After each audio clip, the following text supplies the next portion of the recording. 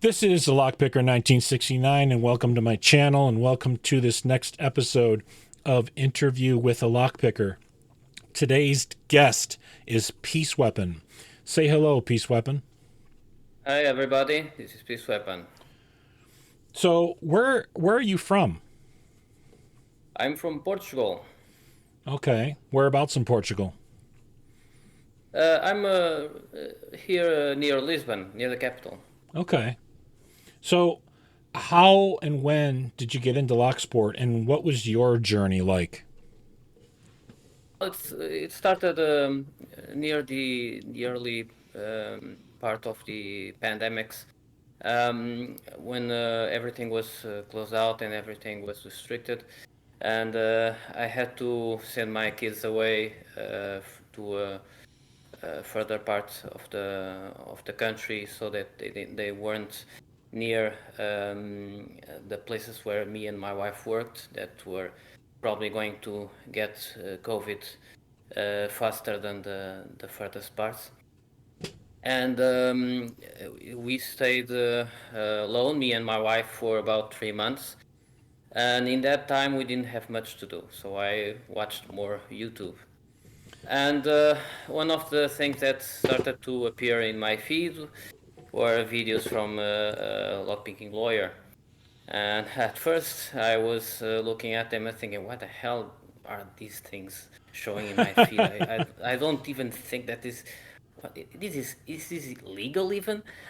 I was even ashamed at first that I was even interested in that. And there was a time out when I was trying to ignore it. But then that kind of, I like puzzles. Yep. So and I tried to watch one or two. Then it got really interesting. And a few months later, I decided, okay, that's enough. I really need to try this. And I put in my head, okay, this is okay. This is no problem. This is just a puzzle. And I I sent for a Chinesium kit from Amazon. It was an alright kit. It's not one of the cheapest ones. And I picked a couple of locks with it, and I said, uh, okay, this is it. Then I made a $150 purchase from Sparrows, Okay. and that was it. And I was hooked. All right. So, when you were first getting into lockpicking, though, how did you start teaching yourself? At first, I was just watching the videos and trying to learn a bit. Obviously, lockpicking lawyer wasn't the best kind of videos to learn the details about lockpicking, but there were other pickers out there that were really good teaching a few details. I enjoyed especially Bosnian Bill and also Helpful Lockpicker and Locknoob. Yep. They were really good, The big and yeah, they were the first ones that I found and started learning from them. the big four. Yeah, All and right. then I went to Facebook because that's where I usually hanged out that time. Um, and I found some channels. Then in those channels I found Reddit, and through Reddit I found Discord. And in Discord I started to learn much more. And in LPU Discord, that's where you learn the most. I don't think you can teach yourself a few things, but it's much better to learn in a community, for sure. So, you're very involved in challenge locks, but before we get into that, you'd mentioned in the pre interview about the challenge lock layer. Can you talk about that a bit? Yeah. So me and Hell Angel, we were kind of challenging each other to make better challenge locks. He started first. He started making some really nice challenge logs and asking for my advice on direct message um, about what to do with some challenge logs. And with that, we started talking a lot in DMs um, over what to do with this pin and that pin, and how to make it harder to pick, or more traps or this. And we have kilometers of talking about that. And then I started making my own, and we started competing to see if we could make better challenge locks than the other one. And especially because we both sent the same challenge locks to the same person, which was Rain. And so we would see, okay, right now you will try to pick this, and if you take longer, then this challenge lock is better. Okay. And we would compete with each other. Okay. And then came Gravity Karma, and Gravity Karma also entered the game. And at some point, we were talking about this, and I said in chat in LPU, we should maybe have a server where we should discuss and share ideas, maybe. And a couple minutes later, I got an invite from Karma that just created the challenge lock layer, and we were the first founders. So me, Hell Angel, and Gravity Karma started to invite other pickers and other challenge lock makers, and we got some big names like DMAC, like Haribo, and some of the greatest challenge lock makers out there. And we started to share ideas and challenge each other to make better locks. It's been really good. Yeah, it's a cool server for sure. I've checked it out quite a few times myself. So so can you tell us a little bit more about your challenge locks and your making them? Yeah, I'm not the kind of person that just makes challenge locks like 50 challenge locks in one go. I like to think my challenge locks carefully, and I try to make them with different uh, difficulties, but I don't really like to make them too easy. I try to find how to um, uh, how to say this, how to find a way to um, trick the picker um, from the feedback that he learned how to search for. You know, Okay. um, so that's what I search for. So most of my challenge logs are more like a challenge for myself to try to find a way to trick the picker that's going to try to pick it. Okay. And maybe that's kind of what we did before with Hell Angel, that we were trying to challenge ourselves to trick the other picker, find a way to make him not know what we had inside the challenge log. Yeah, And make the yeah, feedback not exactly tell them what they think it tells them. yeah. For example, you have this. People already know. I have this. Have developed. Probably it wasn't the first time it was made, but I have developed this pin that I call the springy pin. And this springy pin, when it's binding, it still feels springy. So it's much harder to know it's not set. Uh, so you have to be very, very careful to understand it's not set. And I have some trap pins that are also famous for that because they don't feel like they are overset. All right. Uh, I'll have to hit you up on some of those later on for more ideas. yeah. So that's what I usually do. I try to make the feedback less understandable, less obvious, and I have been accused of not being able to turn off my evil side while doing my challenge logs. I have the T-shirt for you. Um, Evil genius and mad scientist for challenge locks. Yeah.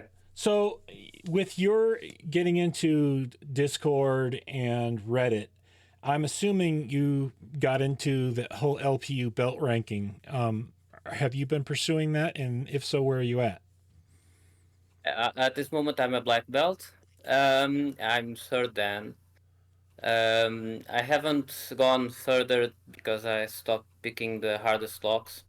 I've been enjoying less hard locks now. And as have been a bit stopped now from picking because of moving houses. I have to start again with easier locks. But eventually, I am going to start picking harder locks again. Um, but now the blue, purple, brown are more my thing. Right now are the funnest kind of locks. Enjoyable, So yeah, more enjoyable picks. enjoyable. Yeah, So, just beyond being a comfort lock, but still being a challenge. yeah. Yeah. So, based on the whole belt thing, then tell me what influenced you to get involved in this project for the LPU Belt Explorer.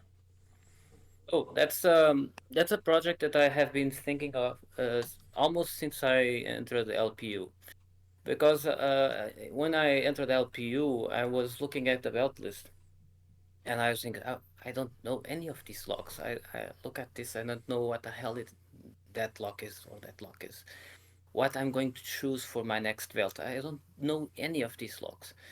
And I would have to go and search a lot about them, see if I can find anything near me or anyone that had any of these to buy.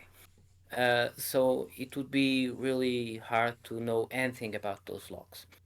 And with time, I would eventually know more about them. But I would think maybe people that were starting to pick a lock would want to know more about it. So, does And go ahead. there are more people that think like that. And when I reached the black belt, I started also working on the community classification project, and I understood that um, it was needed to overhaul a little bit the way that we presented the belt list. And I started to make inventory of my own log collection and decided maybe I should use that to make a new belt list with pictures and features and Mm-hmm. with the locking mechanisms so that it would be easier to search for the locks and see how they look like and what they have inside. And there was this one other individual that was Nixt that already started to do something like that. And we joined each other. Then later we started working with LockWiki too, and MG Secure from LockWiki, one of the collaborators from LockWiki, also joined us. Awesome. Then we had permission from other sites like catalogs and Katsuwiki from Katsuwiki for pictures and information too. And now we are working also with Greenish.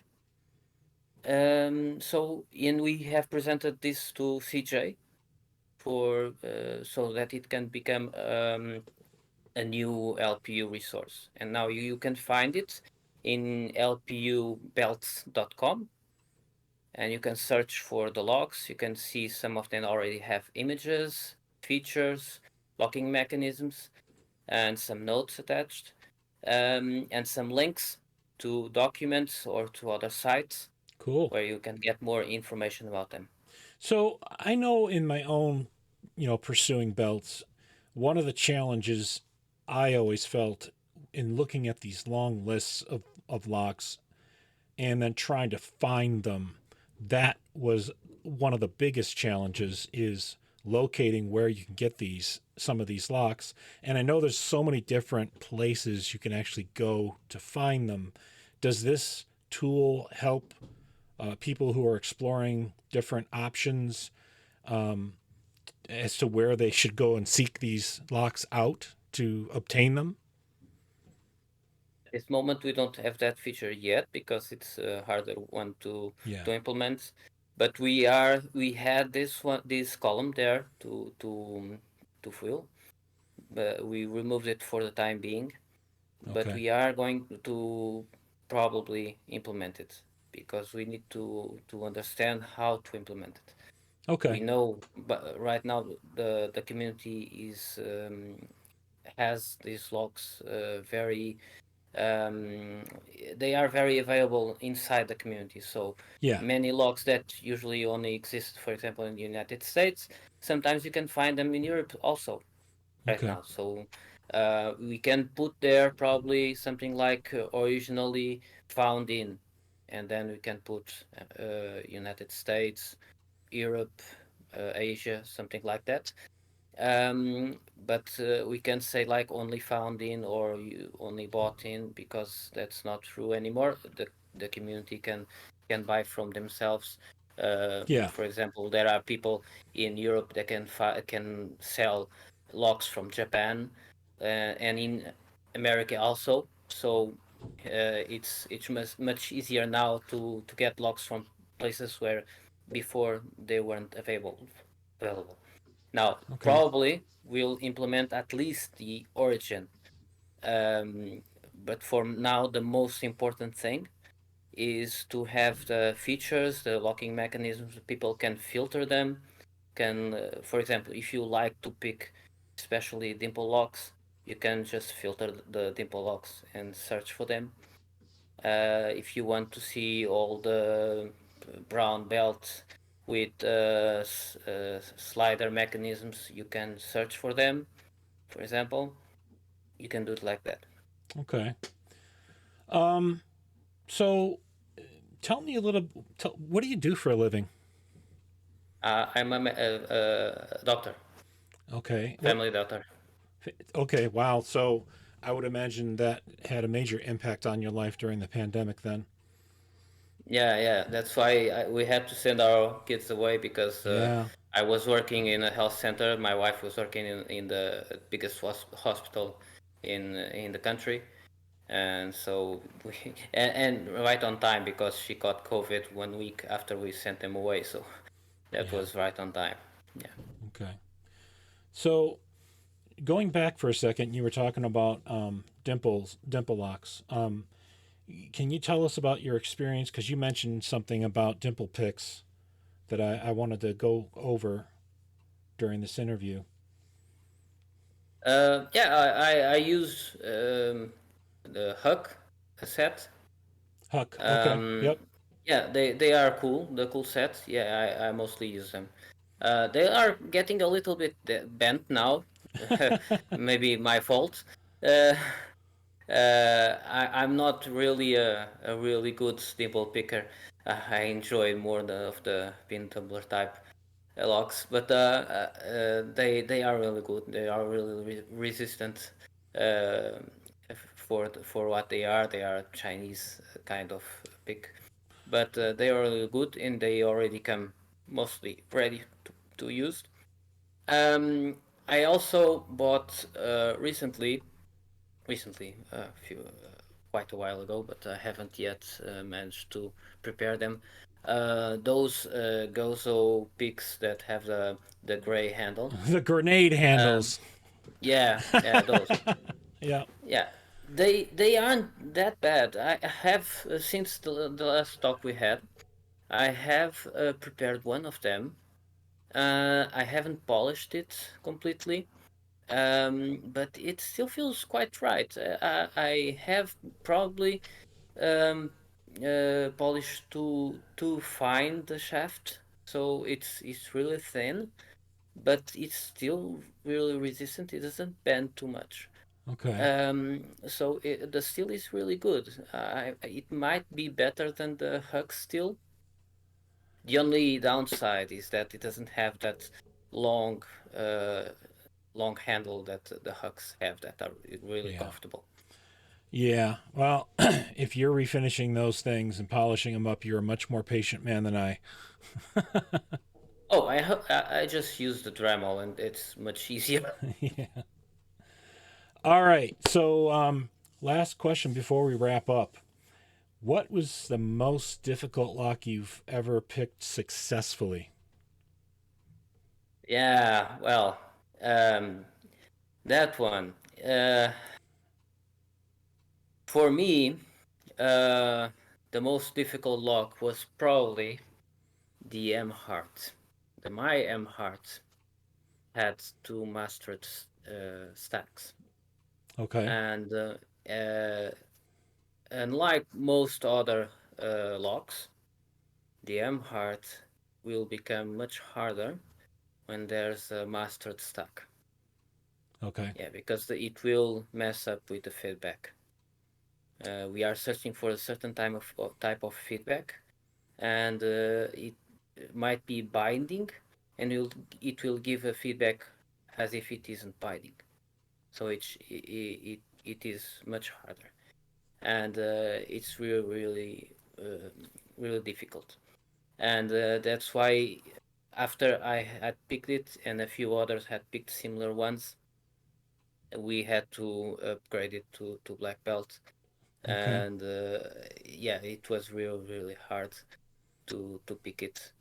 uh, and I still get trauma from that sometimes. Yeah, remember that. Okay. So, before we wrap up, is there anything you'd like to say to our audience? No, I just wanted to say that you should always strive to get better at whatever you are going to pick, and never give up. And if you can't do it today, just try tomorrow again. Don't get frustrated. And if you are not enjoying your picking, then you are not doing it right. So, You just in other words, yeah be yeah patient. you just patient, rest, go and do something else.